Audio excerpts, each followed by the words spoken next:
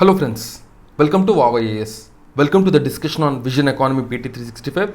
So this is part 17 of the lecture series where we are covering Vision Economy PT365 in depth using the summary which we have prepared. So here we are going to start with the ninth topic, that is energy, and we are going to discuss in depth what exactly is this chapter saying and what are the important things which are relative from the examination point of view. Okay? So now let's begin. So in this ninth topic of energy, the first one what we have is the consumption marketing related to electricity, and in this the first one what we have is the bundling scheme for the round the clock power supply bundling scheme. Now what is this bundling scheme all about? Normally if you see, we are trying to produce electricity using the renewable sources, the renewable energy sources like the solar, wind, etc. These are called the renewable sources. But what is the problem with these renewable sources? We are not going to get electricity from these sources 24 hours. We are not going to get this electricity from 24 hours. So the purchaser who is purchasing this electricity from the renewable sources, then he is going to face an issue because he is not going to get the electricity for 24 hours.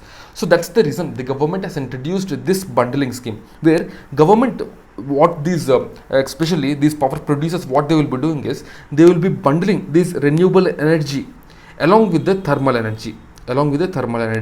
So now what will happen whenever there is deficit of solar or wind energy, or solar or wind energy, you can say, or electricity produced from these renewable sources is not available, then they will use this thermal energy in order to supplement this solar and wind energy. Okay, then what will happen? The purchaser, he is going to get electricity 24/7. Right, this is the concept of bundling scheme. Okay, and the Ministry of Power has recently announced this, and this is the first of the kind in the world. Because India has unique problems, and to solve these unique problems we need such unique initiatives. If you see this bundling scheme, some of the information about this bundling scheme, as I told already, this is to ensure uninterrupted supply to the end users, and also the first phase of the National Solar Mission provided such mechanism to facilitate the grid connected solar power. Okay? Now because of this, what will happen? The distribution companies, because the distribution companies are the ones who will be sending power to the homes and the other people who need electricity. So these distribution companies will now get reliable power 24/7 even if they purchase from the renewable sources, because there is this bundling scheme. Okay? And here if you see, also there is an outline for the intermediary procurer, okay, which is for the interstate and intrastate trade of electricity. And as per this guidelines, so you have to remember these guidelines, which is important from the examination point of view. The power generators has to ensure minimum of 85% of power available during both annually and during the peak hours. That means, let's say for example 100 megawatt of electricity is being purchased by a discom called A. Okay, this is purchasing 100 megawatt. That means the supplier who is there, he has to ensure at least 85 megawatts is available. At least 85 megawatts of electricity is available throughout. That is the main thing. And another thing is that the bidders has to supply minimum of 51% power from the renewable sources. So out of this 100 megawatt, at least 51%, that means 51 megawatts has to be supplied from the renewable sources only when the time, or only during the time when this renewable source is not available, only during that time the thermal power will be used. Otherwise, what these suppliers can do, sometimes they can give at least 70-80 megawatts from out of this 100 megawatt. 70-80 megawatts they can give directly from the thermal sources, and remaining 20-30 they can supplement using renewable sources. That means here renewable is becoming secondary, which is not what the government wants. The renewable has to be the primary, and this will be supplemented by the thermal. This is what is the main concept. Okay, and the bidders will club the small projects to tie up with the renewable projects, and the renewable energy includes solar and non-solar means the wind, hydro, etc. And the bidder has to pay 25% of shortfall as penalty in energy terms. That means if there is any shortfall, 25% has to be paid back. So these are the main guidelines which we have to remember. Minimum 85% available sorry, and also ensure 51% from the renewable. So these numbers can be changed by UPSC and they can directly ask a question. So keep an eye on these numbers, right? Now let's move on to the next one. Next one information what we have is with regarding to the energy consumption in India. So if you see the total consumption of energy, it is 553.9 million ton of oil, which is equivalent oil equivalent of energy, which is what India is consuming, and is the third largest consumer after USA, China, etc. But if you see the per capita consumption, the per capita consumption of India is very, very less. Okay, it is very, very less. It is even less than the world average, very less. So that's the reason India has the potential to consume more energy and become developed nation, because these developed nations, they are consuming way a lot. So India has to balance and ensure sustainable development across the globe as well, because we are a responsible country. And also India ranks highest in growth rate of energy consumption, because as I told, the per capita consumption is very, very less, which is much lesser than the world average. And also India expected as a fast energy consumer and 11% of global energy demand by 2040.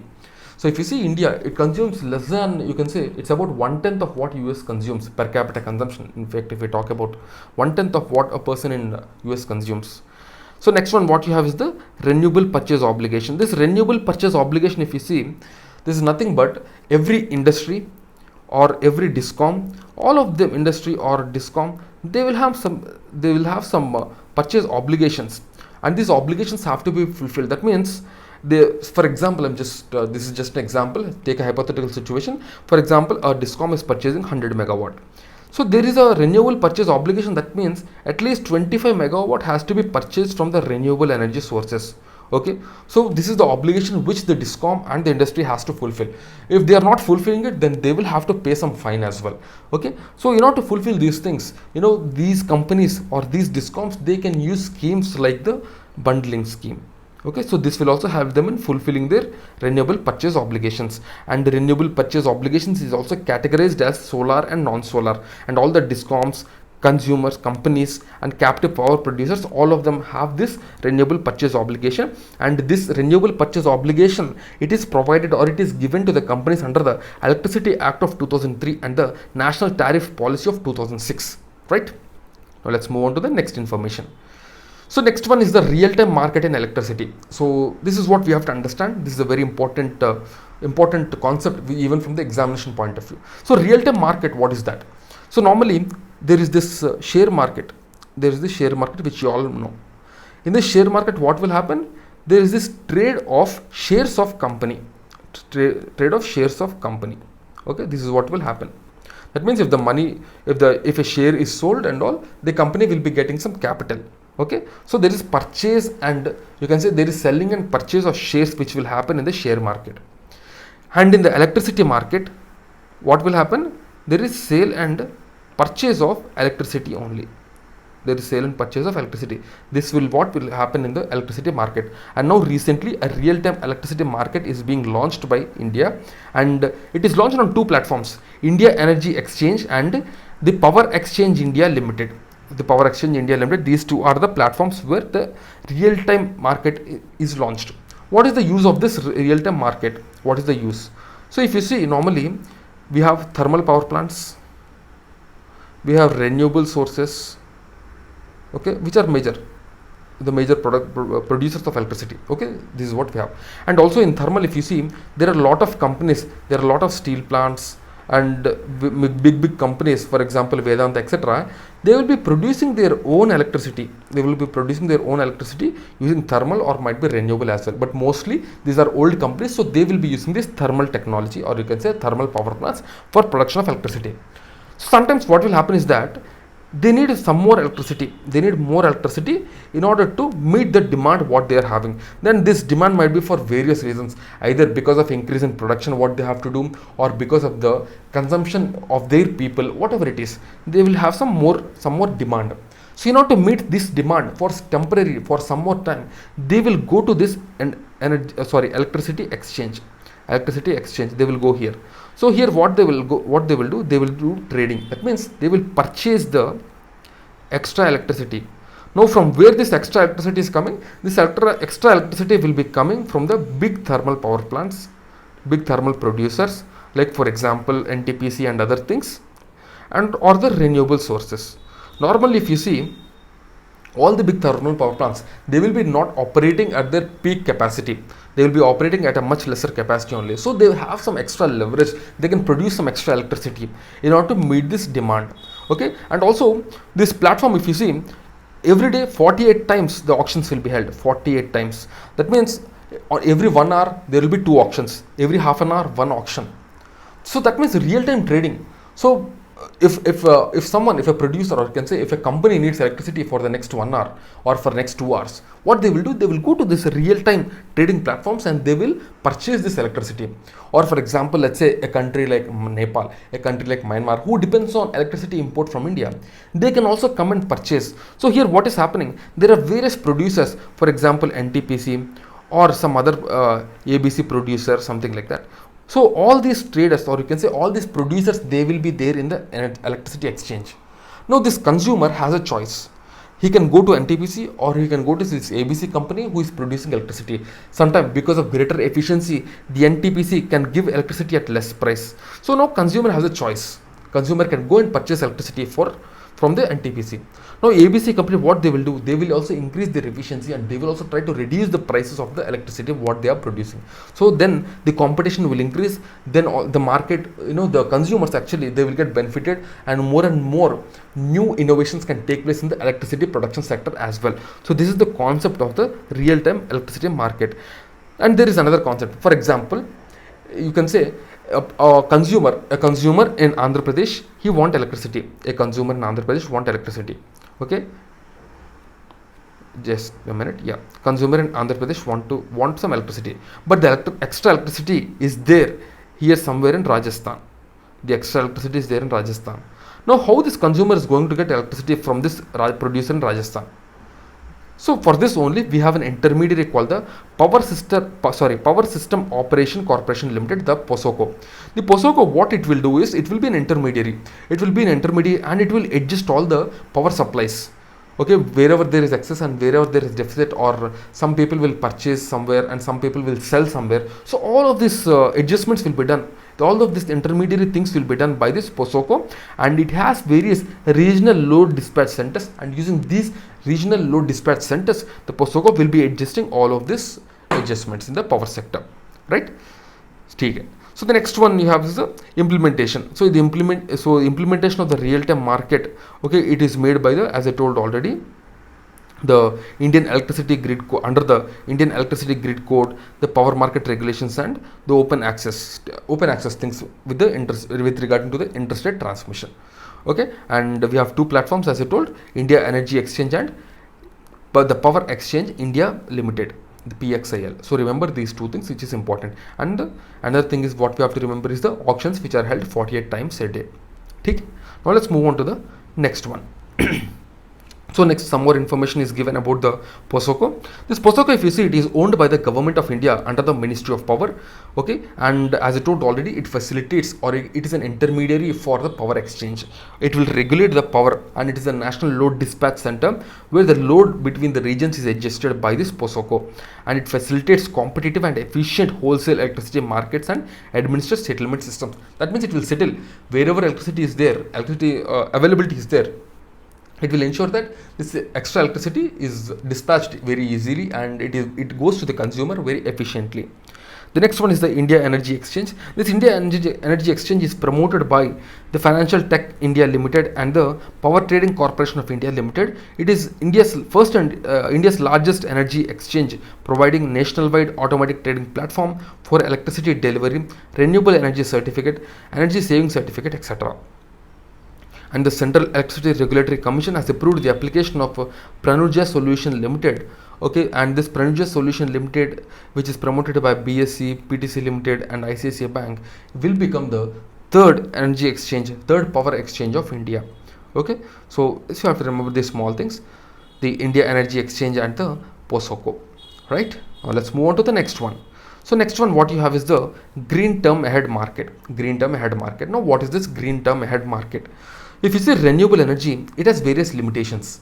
Normally, a thermal energy, a producer will make long-term power purchase agreements.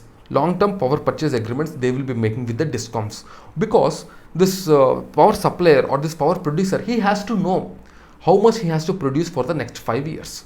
He has to have that clarity. Only then he will be able to expand his production, or he can reduce his production, and also he can make proper investments with regarding to his plant. If you know long term for the next 5 years what are his plans and what are his various needs. only then he can plan. But when you talk about this renewable energy, long term planning is not possible, because sometimes because of the rains or because of the snow, anything, the production can become limited. They will not be able to produce continuously, or if there is a fault in the equipment, that also will take long time to rectify it. And also the production capacity cannot be increased on a day-to-day basis. So all of these limitations are there for this renewable energy. And also the renewable energy is a bit costlier compared to that of the thermal. And another thing is that the supply, 24-hour supply is not possible, and the long-term power purchase agreements is not feasible for the renewable energy supplier, because the producer will not be able to do this, or sorry, the consumer, the discoms, they will not be able to do this long-term power purchase agreements, because they never know when some issue can happen with the renewable sources. It is not a reliable source for the discoms, because 24-hour supply is not possible. Okay, so to solve this issue, the green term ahead market was launched. So in this green term ahead market, this renewable energy producer, he can make short term power purchase agreements with the discoms, or any power or you can say any power consumer, the discoms or any company. They can do short term contracts. So with this short-term contract, they can complement this, or they can complement only is the right word to use. They can complement this with the long-term power purchase agreements which are done with the thermal energy, because sometimes let's say there is a hike in the production capacity for next 2-3 months. So during these 2-3 months, these companies, they need extra 100 megawatt. So this extra 100 megawatt for the next short term, for the next 2-3 months, can be purchased from the renewable source only directly. So all these modifications are done to ensure that these renewable sources get more demand, and also the renewable sources are being used more. The government is promoting it, because if the government promotes it, only then the consumption of the renewable energy will increase, because this is good for the earth, in fact, because as we know, the climate change is increasing and this is becoming an issue for all of us, right? And there are various models for this. The first one is day ahead market. So day ahead market means the trading, or you can say the purchasing and selling, is done 1 day in advance. That means, let's say the purchasing has to be done on 21st. Then what they will do? The trading will be done on 20th only. Okay. So this is called as a day advance. So next one is the term ahead market. So here the trading is done 11 days in advance. This is called term ahead market. And next one you have is the renewable energy certificate. So renewable energy certificate is nothing but, let's say if a company A, it has met its renewable energy obligation, the power purchasing obligation it has met, and now it actually exceeded by, let's say, 10 megawatts. So for this 10 megawatt, it can get this renewable energy certificate, and this renewable energy certificate it can sell to another consumer who did not meet the renewable purchase obligation. Okay, this isko bolte hain hum renewable energy certificate. So next one is the real-time market auction. So this is conducted at the time blocks and delivery, which commences 1 hour after the session closes. So it's a real time. As I told already, we have this real time where we are conducting auction every half an hour. This is called real time. Okay, so next here it is given about the Jada, some more extra information. So it is for the selling power by the renewable developers in the open market without getting into long-term power purchase agreement, which we have discussed already. So it is an exclusive platform for short-term trading only. That is also renewable sources only. The key features, if you see, the energy through GTAM considers a renewable purchase obligation compliance of the buyer. So if any buyer has the obligation to meet the renewable purchase obligation, this also can be fulfilled. And the transactions through the GTAM, they are bilateral with identification of corresponding buyer and seller. So there is no difficulty in accounting for renewable purchase obligations. So things are very easy, and it's very easy for both the buyer and seller as well. Okay, now let's move on to the next one. So next one is the Electricity Rights of the Consumer Rules 2020, which was announced, and it is announced by the Ministry of Power. And some more information I've given. This is not much important from the examination point of view, but if you see, it actually talks about the rights of the consumers more aptly. Okay, so that is the information about this the electricity rights of the consumers. So here another information is given about the Energy Transition Index Framework. This Energy Transition Index Framework is released by the World Economic Forum, and India is currently ranked 74 in the Energy Transition Index. In this Energy Transition Index, there is a triangle which is called as the system performance imperatives. So this triangle is the energy triangle, and it talks about energy access and security, environment sustainability, and economic development. So all these three, energy access, energy security, and economic development, all these three are considered for this energy transition index. Okay, so this you have to remember, the energy triangle from the examination point of view. And also the enabling dimensions are given here, which is not much important, but just go through it once. Okay, so it talks about the transition energy readiness and enabling dimensions. So all of this is given here. Right, now let's move on to the next one. So here the areas which are covered under the right to the consumer rules, etc., are given, and you can just go through this. So here privatizing discoms is the next topic. So privatizing discoms, the government is talking about privatization of the distribution companies, because these distribution companies, they are facing a lot of debt burden, they are facing a lot of losses. This one reason for this is government giving free electricity to a lot of agricultural needs and other people, other industries, at a very low price even. So because of this only, the discoms, they are not able to have their own power with regarding to the setting up of the rates, the power tariffs. So because of this, the discoms are facing major issue, they are facing major losses. How much ever the you can say, how much ever all these grants are given, it is not sufficient for this power discoms, because they are mostly owned by the states only, and they have to do what the states tell. And the states, because of their politics and all, because of the politics of the day, and because of various vote bank politics, what they are doing is they are giving electricity at very low rate and also free for some industries, and due to this, the discoms are facing major challenges, right? So if you see, so a bailout package is announced by the central government, a 90,000 crore bailout package, which is part of the reviving economy under the bailout package of this COVID-19.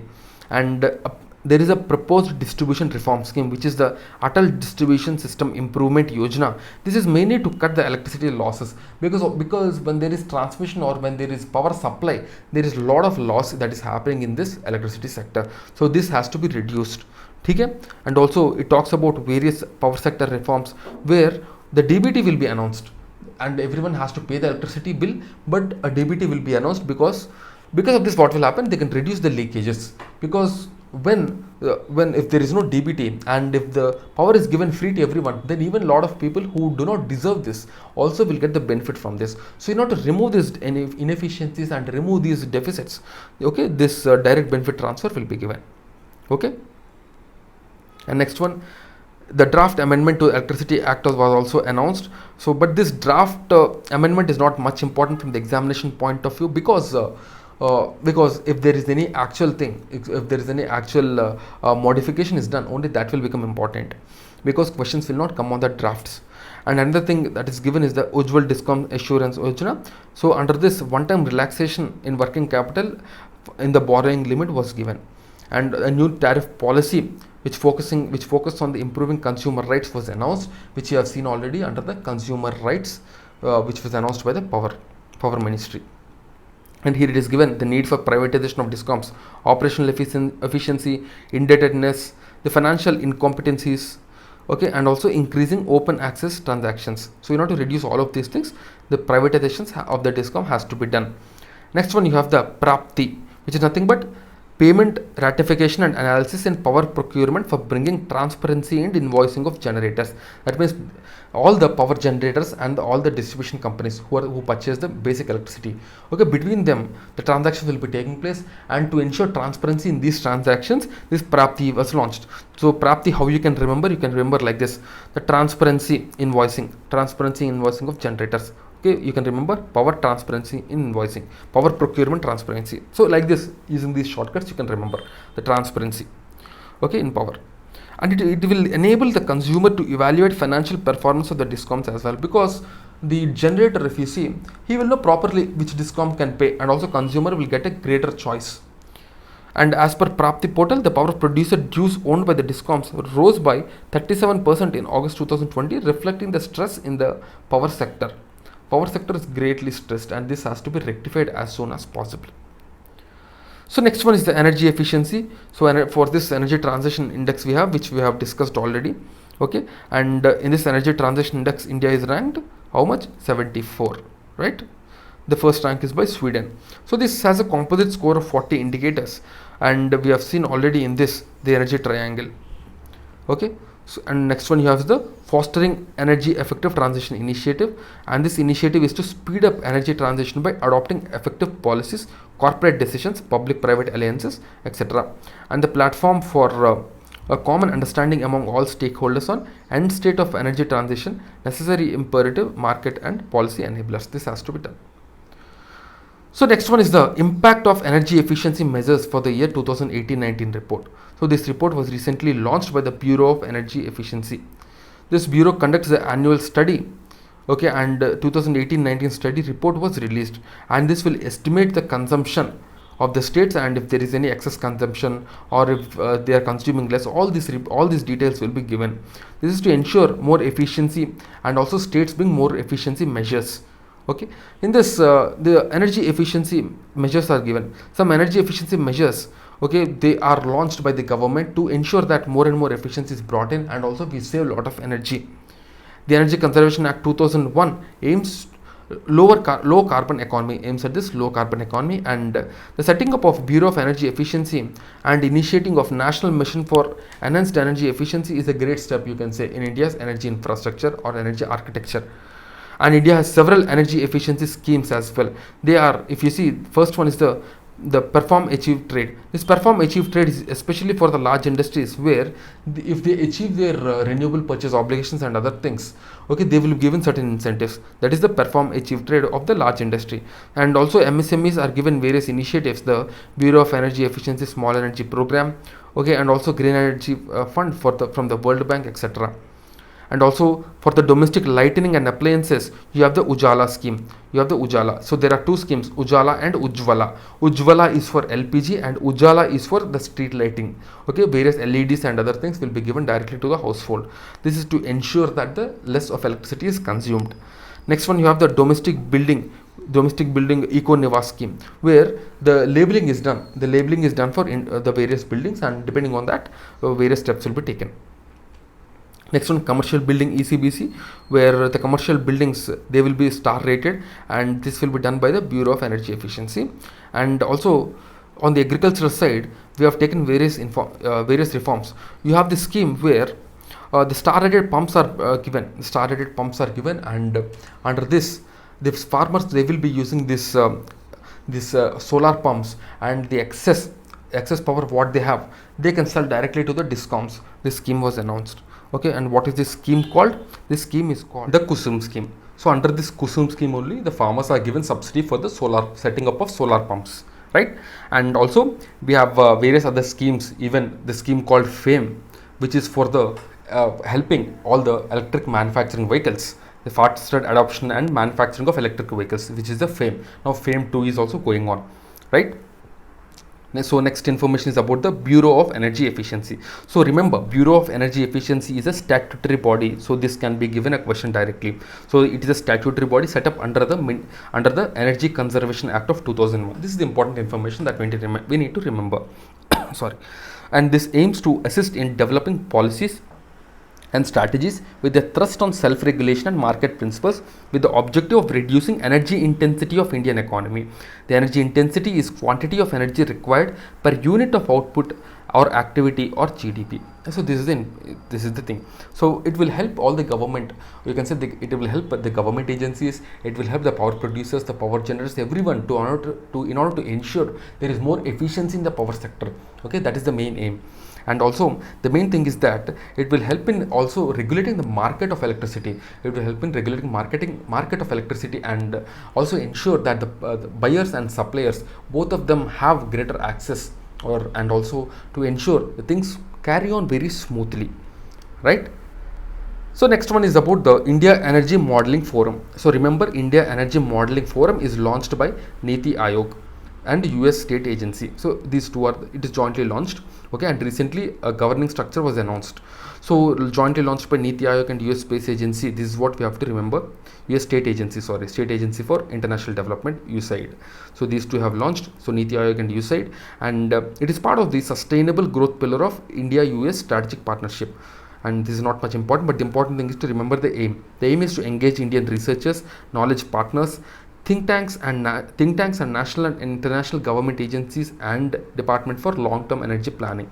Okay, so all the stakeholders are involved in this, so that more and more important structural decisions are taken, and also more and more efficiency is brought in the industry. That is the main thing, because we know electricity is very key, to achieve sustainable development goals, and also to help to have the sustainable development in the country, right? And the governing structure, which is announced by the Niti Aayog, consists of interministerial and steering committee, and this has representative from the government, industry association, academia, policy research organization, and funding agencies. So remember, the key things what we need to know is India Energy Modeling Forum, announced by Niti Aayog and US State Agency for International Development, right? And this is part of the sustainable growth pillar of India-US strategic partnership, right? And this is the aim which we need to remember. That's it. The next one, if you see, next one is the coal sector. The coal sector is another important sector of India. So this was in news recently because a new single window clearance portal was launched to speed up the operationalization of coal mines, alongside signing for the first tranche of coal blocks to be auctioned for commercial use. Okay, so if you see the history of coal sector was nationalized in 1973. So from 1973 only, the government company, the Coal India Limited, used to mine the coal in India. India is the fifth largest, here it is given, India has the fifth largest coal reserve, but is the second largest importer. So this mismatch what we are having is mainly because of the lack of proper mining of coal in the country. That is the main thing. So in 1973 the coal mines were nationalized.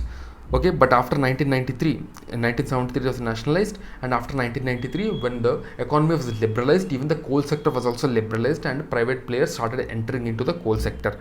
But another important thing what we had is the captive mining. We will see what is captive mining, but before that we have to understand the timeline. So after 1993, when the coal sector was liberalized, the government started giving the coal mines to the private players. But initially, during the UPA government, as we know, there was a coal scam. When A. Raja was the minister, there was a coal scam, and in 2014, the Supreme Court has cancelled all the mines that were given to the private players, as the allocation was made arbitrarily, because there has to be a certain way how the coal mines are given and all. Otherwise, if arbitrarily the government gives to any private agency, this will lead to corruption. And right, so in 2014 it was cancelled, and after it was cancelled in 2014, a new Coal Mine Supervision Provision Act of 2015 was announced, so that the coal mines will be auctioned, and by the auction only the coal mines will be allocated to the private players. And in 2020 a special act was enacted to ensure the end of captive mining of coal. What is this captive mining? Okay, let's understand by this. Coal is generally used by the thermal power industry and the steel producers. These are the main coal consumers, you can say, the thermal power producers and the steel plants. They are the main consumers. Okay. So under this captive mining, what is the aim is that this thermal power plant, it will mine the coal and it will use only for thermal production. It cannot use this coal for any other means. And if the steel plant mine, it has to use this coal only for the production of steel, and it cannot use this coal for any other means. So that means there is limitation on the miners of how they will be using this coal. There is limitation. Now this was removed. And now the path was made clear for the commercial mining. So under this commercial mining, what will happen is that they can mine for any purpose. They will mine, the miner, or you can say the miner, basically he will mine the coal and he will sell this coal in the market, and in the market the consumer can use it for any purpose. He can use it for thermal production, he can use it for steel manufacturing, or any other use. So okay, this is what is the new concept, and various other steps were also taken to enhance the coal industry, to make sure that the coal industry develops. And the first one is the coal linkages rationalized to reduced transportation distance. So what is this rationalization? Let's say a company is mining coal in Jharkhand. Okay, a company is mining in Jharkhand, and this has to supply the coal, to a steel industry in Andhra Pradesh. There is another company which is mining coal in Odisha, and this has to supply coal somewhere in UP. So now see what is happening. From Jharkhand the coal is coming to AP, and from Odisha the coal is going to UP. So here the coal is actually traveling a lot. So because of this, what will happen? So because of this, the coal price will increase. The coal price will increase, and also there is a lot of environmental consequences as well because of the transportation. What is going to happen? The price is going to increase, the environment is going to get damaged. All of these things are happening. To reduce this thing, now the coal rationalization was ensured. Now what they can do is, the company which is producing coal in Jharkhand and the company which is producing coal in Odisha, they can come into an agreement, and now the company which is producing coal in Odisha can directly supply to the AP, and the company which is producing coal in Jharkhand or which is mining coal in Jharkhand can supply to the consumer in UP. So by this way, the rationalization is done and the coal transportation is reduced. So when the coal transportation is reduced, the loss of coal is also ensured, because normally during transportation lot of coal also gets wasted because of the environmental issues, like environmental effects like the wind and other things. The coal will get washed away, some coal will get washed away. And also, as you know, during transportation there are a lot of global warming, or you can say a lot of greenhouse gases will get released, which will contribute to the global warming, right? So some other steps, if you see, the coal mining liberalization was announced, and Environmental Protection Act was amended to drop the mandatory washing of coal, because mandatory washing of coal is to ensure that the you can say in simple words, the dust will not come into the air. Because if you see Indian coal, the coal which is mined in India has a lot of ash content. Because of this ash content only, lot of dust will accumulate, or lot of dust will be there in the air. Okay, to reduce these things, mandatory washing of coal was introduced back then, but now this is also removed. This is to make the coal mining very easy for the miners. Okay, and also some guidelines were announced in preparation, processing and approval of mining plan. And also the amendments were done to the Mineral Concession Act of 1960, which is to provide the flexibility in the operations. And another important thing is that under the Atmanirbhar Bharat scheme, the spending of 50,000 crores will be done on the coal infrastructure. This is for the extraction and transportation of the coal, and the rebate will be shared on the revenue. The rebate will be there on the revenue as well.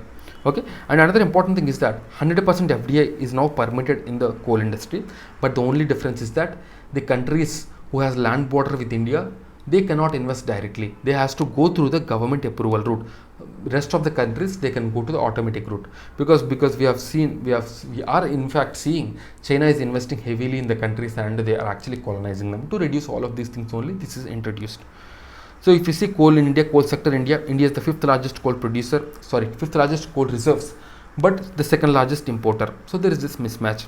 And also in 2019, if you see, India imported 235 million tons of coal from Indonesia, South Africa, Australia. Another reason for this large import is that Indian coal is very, you can say the quality of Indian coal is less. Indian coal has a lot of ash content and very less calorific value. Indian coal primarily has, you can say the primary type of coal produced in India is lignite and bituminous, but the highest type of anthracite is not produced. There are 4 types: anthracite, bituminous, lignite and peat. So this is the order of quality. Anthracite is highest quality, bituminous next highest, lignite next highest, and least quality of coal is the peat. Okay, so in India, if you see, the coal-fired power plants are about 72%. That means 72% of power plants uses coal only directly. And also in India, the main reserves of coal are found in Jharkhand, Odisha, Chhattisgarh, West Bengal, Madhya Pradesh, Telangana and Maharashtra. Right? So this is the small information that we need to remember. So that's it, friends, for the day. I'll see you again in the next lecture, which will be the last lecture of economy. Okay? And after economy, we are going to start with Indian society. So do stay tuned to our channel, and do make a note of our initiatives and do support us. Right? So thank you, and I'll see you again. Jai Hind.